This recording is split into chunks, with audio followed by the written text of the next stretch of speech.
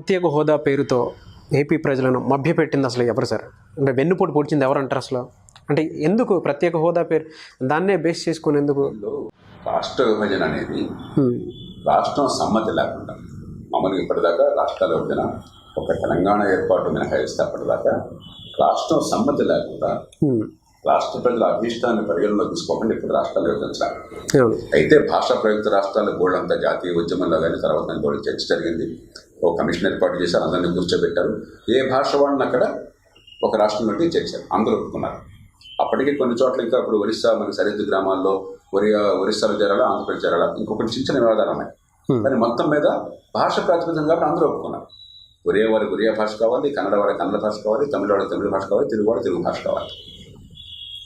అలాగే అది కాకుండా మిగతా రాష్ట్రాల విభజన అన్నా కూడా ఆ రాష్ట్ర శాసనసభల అనుమతి తీసుకుని రాష్ట్రంలో మాకు వేర్పాటుగా వేరొక రాష్ట్రం కావాలని కోరుతున్నటువంటి వారిని మిగిలిన వారిని కూర్చోబెట్టి ఇద్దరి మధ్య ఒప్పందాన్ని సాధించి విభజన చేశారు తప్ప బలవంతంగా ఎప్పుడు చేయాలి.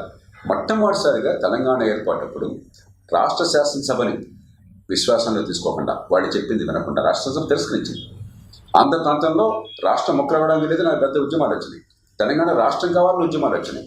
ఇద్దరిని కూర్చోబెట్టి ఏం చేద్దామని పరిష్కారం సాధించే ప్రయత్నం చేయకుండా కేవలం తాత్కాలిక రాజకీయ లబ్ధి కోసం సమాజంలో తంపులు తీసుకొచ్చి బలవంతంగా రాష్ట్ర విభజన చేశారు. రెండో పక్కన ఏమైంది, హైదరాబాద్ నగరాన్ని ఇంతవరకు ఎప్పుడు అలా జరగలేదు. ఒక మహానగరము రాష్ట్ర రాజధాని, ఆ రాజధాని ఉన్న ప్రాంతం రాష్ట్ర విభజన కోరుకున్నది. ఇప్పటిదాకా రాష్ట్రాల విభజన వచ్చినప్పుడు రాష్ట్ర రాజధానికి దూరంగా ఉన్న ప్రాంతం, మారుమూల ఉన్న ప్రాంతం, వెనకబడ్డామని చెప్పని బాధపడే ప్రాంతానికి మీకు విభజన జరిగింది. ఇక్కడ ఏమైంది, తలసరి ఆదాయాన్ని మీరు రాష్ట్ర విభజనప్పుడు చూసినట్టయితే తెలంగాణ ప్రాంతంలో 1,21,000 రూపాయలు తలసరి ఆదాయం ఉంటే ఆంధ్ర ప్రాంతంలో 80,000 రూపాయలు తలసరి ఆదాయం. అంటే తలసరి ఆదాయం ఎక్కువ ఉన్నటువంటి ప్రాంతాన్ని, ఎందుకంటే హైదరాబాద్ నగరం ఉన్న కారణంగా తలసరి ఆదాయం ఎక్కువ ఉన్నది, ఆ ప్రాంతం కోరితే ఆ ప్రాంతాన్ని విభజించారు. దాంతో దాన్ని కోల్పోయినటువంటి వారికి, హైదరాబాద్ను కోల్పోయిన వారికి ఖచ్చితంగా నష్టం కనిపిస్తుంది. ఈ కారణంగా కొన్ని ఏర్పాట్లు చేయాల్సి వచ్చింది. ఆ ఏర్పాట్లు ప్రతిపాదించింది మొట్టమొదటి నేను. రాష్ట్రంలో విభజన చట్టాన్ని తీసుకొచ్చినప్పుడు రాష్ట్రంలో ప్రతిపాదించింది నేను స్వయంగా. నా దస్తూరితో నేను అక్కడ అమెండ్మెంట్స్ అన్ని ప్రతిపాదించాను. ఇప్పుడు కూడా మీరు రికార్డులో కనిపిస్తుంది నేను ప్రతిపాదించినటువంటి. అసలు చర్చ రాలేదు కాబట్టి, తిరస్కరించారు కాబట్టి చర్చకు రాలేదు, కానీ రికార్డులో. అలాగే రాష్ట్ర శాసనసభలో ప్రామాణికమైన ప్రసంగం చేసింది నేను. ఏ రకంగా రాష్ట్ర విభజన వల్ల ఆంధ్ర ప్రాంతం, ముఖ్యంగా రాయలసీమ, ఉత్తరాంధ్ర కోల్పోతున్నాయన్నది మనం నిర్దిష్టంగా సాధికారికంగా గణాంకాలతో సహా అక్కడ ప్రకటించింది నేను. కొన్ని లక్షల మంది, బహుశా 1,00,00,000-1,50,000 మంది ఆ ప్రసంగాన్ని రూపాయల్లో చూసుకుంటారు ఇప్పటికీ. దాని ఆధారంగానే ఇవన్నీ కూడా చట్టంలో కానీ ప్రధానమంత్రి హామీలో కానీ ప్రకటించే ఏర్పాటు జరిగింది. కానీ ఏం జరిగింది, హామీలు ఇచ్చారు కానీ చట్టం ద్వారా, ప్రధానమంత్రి ప్రకటన ద్వారా ఇప్పటికి కూడా దాదాపుగా 1,00,00,000 కోట్ల రూపాయలు, ఇందాక మీరు అన్నారు ఆంధ్రప్రదేశ్లో మరి అప్పులు పెరుగుతున్నాయని. చట్టబద్ధంగా ప్రధానమంత్రి హామీ మేరకు రావాల్సిన 70,00,000 కోట్ల రూపాయలు మేరకున్నది. కనీసం ఈ పాటి 40,000-50,000 కోట్లు రావాల్సి ఉన్నది. మరి 70,000 నుంచి ఎక్కడి నుంచి వస్తుంది, అప్పులు పెరిగినాయి. ఆ పాటి ఆమె ద్వారా ఖర్చులు పెరిగినాయి, తాత్కాలిక రాజకీయ అవసరాల కోసం చెప్పాను. అదే సమయంలో ఢిల్లీ నుంచి రావాల్సింది రాదు,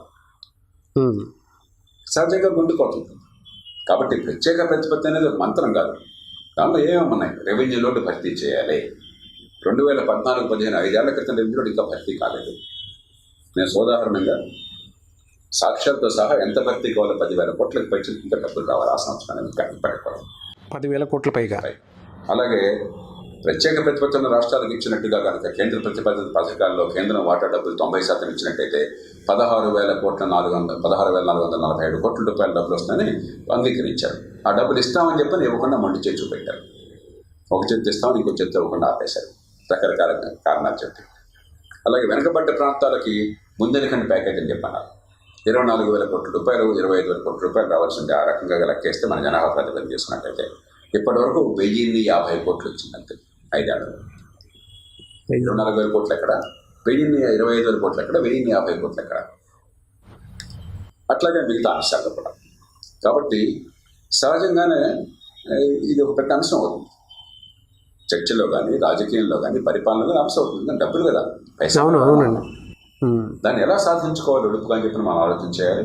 అన్ని రకాలుగా దీని విషయంలో పార్టీలన్నీ కూడా విభేదాలను పక్కన పెట్టాలి. ఎందుకంటే ఇది మన ఉమ్మడి సమస్య, రాష్ట్ర ప్రజల సమస్య. ఈ పార్టీ సమస్య ఆ పార్టీ సమస్య కాదు. కానీ మనకి ఆంధ్రప్రదేశ్ రాజకీయాలు ఎట్లా ఉందంటే రాష్ట్రం హక్కులు కాపాడుకోవడం మనందరి సమస్యగా అనుకోవట్లేదు. ఇది ముఖ్యమంత్రికి మిగతా వాళ్ళకి మధ్య సమస్యగా భావిస్తున్నారు. చాలా పొరపాటు. ఆంధ్రప్రదేశ్ అంటే ముఖ్యమంత్రి కాదు, ఆంధ్రప్రదేశ్లో ఉన్నటువంటి 5 కోట్ల ప్రజలకు ప్రజలు, వాళ్ళ భవిష్యత్తు. ఏ రాజకీయ పార్టీ కాదు, ఏ ముఖ్యమంత్రి కాదు, ఏ ప్రతిపక్ష నాయకుడు కాదు. కానీ పంచాయతీల్లో కొన్ని చోట్ల లేఖి రాజకీయం ఉంటుంది. అలాంటి లేఖి రాజకీయాన్ని రాష్ట్ర స్థాయికి తీసుకొచ్చారు ప్రస్తుతం. ఇప్పుడు జాతీయ స్థాయికి కూడా తీసుకుపోతున్నారు ఈ దేశంలో. దాని కారణంగా రాష్ట్రానికి న్యాయం జరగాలని చెప్పంటే అది ఒక పార్టీ గురించి అనుకుంటున్నారు. దేశం ఐక్యంగా ఉండాలంటే మరో పార్టీ గురించి అనుకుంటున్నారు. దేశ ఐక్యత అంటే అది బీజేపీ గారి ప్రైవేట్ వ్యవహారం కాదు. రాష్ట్రానికి న్యాయం జరగాలంటే ఇది టీడీపీ వారి ప్రైవేట్ వ్యవహారం కాదు, ఇది మనందరి వ్యవహారం. అది మర్చిపోయి ఆంధ్రప్రదేశ్లో ఒక చాలా చౌకబారు చర్చ, చాలా దిగజారిన ప్రమాణాల చర్చ, ఒక బజారు చర్చ నడుస్తున్నది దురదృష్టకరమైనది. ఇప్పుడైనా ఎన్నికలు అయిపోయినాయి కాబట్టి ఇప్పటికైనా సరే అన్ని పార్టీలు కూడా కాస్త తెలివి తెచ్చుకొని కొంచెం బుద్ధిని ఉపయోగించి ప్రజల మీద కొంతైనా ప్రేమను చూపెట్టి ఉమ్మడిగా మన రాష్ట్రానికి ఏం కావాలో దాన్ని సాధించుకునే ప్రయత్నాన్ని చట్టబద్ధంగా రాజ్యాంగబద్ధంగా చేయాలి. అంటే స్టూడెంట్స్కి నిరుద్యోగ సమస్య ఎక్కువగా ఉంది. అలాంటి వాటికి చేంజెస్ రావాలంటే ఏం చేయాలి అసలు? అక్కడ ముందు పెట్టుబడులు కావాలి, మౌలిక సదుపాయాలు కావాలి. మన రాష్ట్రంలో ఎవరో ఒకటి ఉద్యోగాలు కల్పించే పెట్టుబడి పెట్టడానికి సిద్ధపడాలి. దానికి కేంద్రం నుంచి ఈ సహాయాలన్నీ కావాలి. దాంతోపాటు మౌలిక సదుపాయాలు దానిలో కూడా హామీల్లో పెట్టారు, చట్టంలో కూడా పెట్టారు. కానీ కొన్ని సంస్థలు కావాలి, వీరుంటే పన్ను రైతులు కావాలి. ఒకటి పన్ను రైతులు ఇవ్వడానికి పక్క రాష్ట్రాలు అడ్డుపడినట్టయితే కనీసం క్లస్టర్ డెవలప్మెంట్ అని చెప్పిన పెద్ద ఎత్తున ఎక్కడెక్కడైతే ఏ రంగాల్లో పెట్టుబడికి అవకాశం ఉందో ఆ రంగాల్లో ఇతోధికంగా సాయం చేసే మౌలిక సదుపాయాలు మిగతా రకాలు కానీ అక్కడ పెట్టుబడులు వచ్చేట్టు చేయాలి. ఇది అవన్నీ జరగకుండా దీని మీద చర్చ కాకుండా ఇది పార్టీల మధ్య వ్యక్తుల మధ్య పోరాటంగా అయిపోయింది. అవునండి, అది చాలా ప్రమాదకరం. ప్రభుత్వం చేతులు ఎప్పుడైతే ఉంటాయో ఒక ఎంపీ గారు చెప్పారనో, ఒక ముఖ్యమంత్రి గారు చెప్పారనో, కేంద్ర మంత్రి గారు చెప్పారనో, ప్రధానమంత్రి గారికి ఇష్టం అని చెప్పానో వాళ్ళకి కావాల్సిన వాళ్ళకి లోన్లు అందుతాయి, వాళ్ళకి ఇష్టమైన వాళ్ళకి లోన్లు అందవు. బ్యాంకింగ్ వ్యవస్థ అంటే ఏంటి? మనందరం కూడా డిపాజిట్ రూపంలో కట్టిన డబ్బు. ఇది ఎవరు? ప్రధానమంత్రి డబ్బు కాదు, ప్రభుత్వం ఖజానా డబ్బు కాదు. ప్రభుత్వం నుంచి మనందరం పన్నుల రూపంలో కట్టిన డబ్బుని వాళ్ళు ఈక్విటీ అంటే మూల పెట్టుబడిగా పెట్టారు, మండలేదు. మిగతాదంతా కూడా ఈ దేశ పౌరులు కష్టపడి పొదుపు చేసి బ్యాంకుల్లో దాచుకున్న డబ్బు. ఇప్పుడేమవుతుంది? అట్టస మరుడు దానం చేసినట్టుగా ప్రభుత్వంలో కూర్చున్న వాళ్ళు అసలు మూల పెట్టుబడి కూడా మన డబ్బు వాళ్ళది కాదు. వాళ్ళు కేవలం మన డబ్బులు ధర్మకర్తలు, ప్రధానమంత్రులు కావచ్చు, మంత్రులు కావచ్చు. 2 డిపాజిట్ల డబ్బు అంతా అసలు ప్రభుత్వంతో సంబంధం లేదు, మనం ఇస్తున్నగా కుటుంబాలుగా మనం ఇచ్చిన డబ్బు. కానీ అప్పులు ఎవరికి ఇస్తున్నారు? ఎవరు వాళ్ళకి కావాల్సిన మనుషులు అయితే వాళ్ళకి ఇస్తున్నారు, అస్మదేవులకు ఇస్తున్నారు, వాళ్ళకి ఇష్టం లేని వాళ్ళకి ఆపుతున్నారు. ఎందుకని? ఈ బ్యాంకులు వాళ్ళ చేతుల్లో ఉన్నాయి కాబట్టి. దాన్ని క్రోనీ క్యాపిటలిజం అంటాం. ఆ రకంగా యూపీఏ ప్రభుత్వం ఉన్నప్పుడు జరిగింది, ఎన్డీఏలో కూడా జరుగుతుంది. దాంతో ఏమవుతుంది? నిజంగా పరిశ్రమలు మరి నిలదొక్కువేలా కొన్ని కాయలా పడతాయి. ప్రపంచమంతా కూడా ఉంటుంది. క్యాపిటలిజం అంటే మార్కెట్ ఎకానమీ, స్వేచ్ఛ వాణిజ్యం అంటే అర్థం. పోటీలో తట్టుకుని కొందరు ఎదుగుతారు, కొన్ని పరిశ్రమలు నష్టపోతాయి. దానికి మనం ఏం చేయలేం. కానీ ఇలా కావాలని చెప్పని వాళ్ళకి కావాల్సిన వాళ్ళకి అవసరం ఉన్నా లేకపోయినా కూడా 1000 కోట్లు అప్పులు ఇప్పించేసి రాజకీయ పరపతిలో ఉపయోగించి లంచాలు తీసుకుని చేస్తే వ్యవస్థ మొత్తం కుప్పకొలిపోతాం. ఇవాళ బ్యాంకింగ్ వ్యవస్థ వచ్చిన సమస్యలు లక్షల కోట్ల రూపాయలు వాళ్ళకి కాయలా పడ్డాయని చెప్పంటే వాటిలో కొన్ని నిజంగానే పరిశ్రమలు మార్కెట్లో తట్టుకోలేక పడిపోయినా కూడా చాలా సందర్భాల్లో రాజకీయ పరపతి కారణంగా 1000 కోట్లు అప్పులు ఇచ్చినమాట వాస్తవం, ఇస్తున్నమాట వాస్తవం. అట్లా ఇతర నిర్ణయాల్లో కూడా ప్రభుత్వానికి అనుకూలంగా ఉంటే వాడికి అన్నీ జరుగుతాయి రాజమార్గం. ప్రభుత్వానికి వ్యతిరేకంగా ఉంటే వాడు మాట అనకపోతే వాడి అడుగుతున్నా కూడా అవమానాలు, శంఖలాలు.